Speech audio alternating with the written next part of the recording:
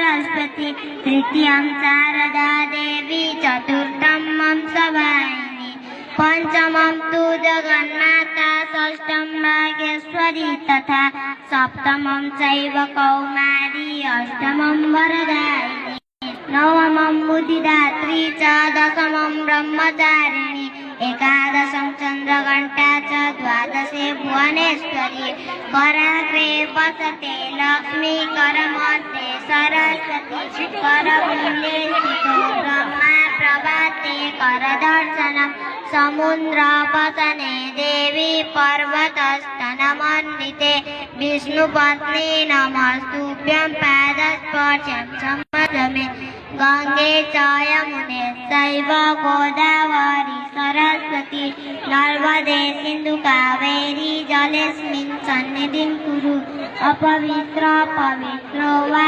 सर्वावस्थां गतोऽपि वा यस्मरे पुण्डरीकाक्षं सवाह्याभ्यन्तरशुचि। धन्यवाद। ल तालीले सानी नानीको क्षमतालाई बढाइदिउँ। अब